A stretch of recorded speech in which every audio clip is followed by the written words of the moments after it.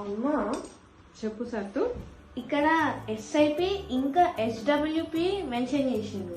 Okay అయితే అవిటి meaning ఏంది, ఇంకా దాని డిఫరెన్సెస్ ఏంది? ఓకే ఎస్ఐపి అంటేనేమో మనకి సిస్టమాటిక్ ఇన్వెస్ట్మెంట్ ప్లాన్, ఎస్డబ్ల్యూపి అంటేనేమో సిస్టమాటిక్ విత్డ్రావల్ ప్లాన్. విడ్రావల్. అయితే ఇవి రెండింటిని మనం ఇంప్లిమెంట్ చేసినాం అనుకో, బెనిఫిట్ ఏమవుతుంది? బెనిఫిట్ మనకి ఒక చిన్న ఎగ్జాంపుల్ తోటి మంచి స్టోరీతో చెప్తాను నీకు. ఓకే. ఇప్పుడు ఇద్దరు ఫ్రెండ్స్ ఉన్నారు, ఇద్దరు ఒకటేసారి జాబ్ లో జాయిన్ అయ్యారు. సో ఇద్దరు సాలరీ 50,000. కానీ ఒక ఫ్రెండ్ ఏం చేసిండు, జాబ్ లో జాయిన్ అయినప్పటి నుండి ఎవ్రీ మంత్ 15,000 ఎస్ఐపిలో పెట్టిండు. ఇంకో ఫ్రెండ్ ఏమో ఏం పెట్టట్లేదు, ఎస్ఐపిలో ఎక్కడ కూడా ఇన్వెస్ట్మెంట్స్ చేయట్లేదు, ఆయన లైఫ్ ని ఎంజాయ్ చేస్తున్నాడు అంతే. అప్పుడు ఏమైంది, ఈయన ఎస్ఐపి 25 years కంటిన్యూస్ గా పెట్టిండు. ఒక ఫ్రెండ్ పెడితే ఆయనకి ఒక 5 crores జనరేట్ అయింది 25 years తర్వాత.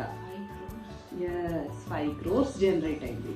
సెకండ్ ఫ్రెండ్ కేమో ఏమీ జనరేట్ అవ్వలేదు, ఎందుకంటే ఆయన అసలు ఏం ఎస్ఐపి చేయలేదు, ఏం సేవింగ్స్ చేయలేదు. So he's with 0 investment amount, ఆయనకు అసలు ఏ కార్పస్ కూడా జనరేట్ అవ్వలేదు. సో ఇప్పుడు ఏమైంది, ఫస్ట్ ఫ్రెండ్ ఏమో రిటైర్మెంట్ తీసేసుకున్నాడు జాబ్ లోంచి. ఇప్పుడు ఎవ్రీ మంత్ దాన్ని ఎస్ఐపిని ఎస్డబ్ల్యూపికి కన్వర్ట్ చేసిండు. కన్వర్ట్ చేసి ఎవ్రీ మంత్ దాంట్లో 2 lakhs విత్డ్రా చేసుకుంటున్నాడు ఆయన లైఫ్ స్టైల్ కోసం.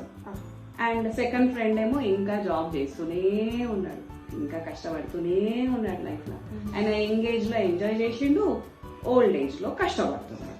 సో ఎప్పుడన్నా ఎస్ఐపి అండ్ ఎస్డబ్ల్యూపిని ప్రాపర్ గా యూటిలైజ్ చేసుకుంటే అది మనకి మంచి కార్పస్ ని జనరేట్ చేసి ఇస్తుంది. ఓకేనా? The combination of SIP and SWP is 9th wonder of the world. Okay, ఇప్పుడు నువ్వు పెద్దగా ఏం చేస్తావు? నేను ఒక మంచి జాబ్ తెచ్చుకుంటా, ఆ జాబ్ శాలరీ నుంచి కొంచెం ఒక అమౌంట్ తీసుకొని ఎస్ఐపిలో పెడతా. ఓల్డ్ అయినాక అదే ఎస్డబ్ల్యూపీలో కన్వర్ట్ చేస్తే నాకు విత్డ్రా చేసుకోవచ్చు. Yes, good.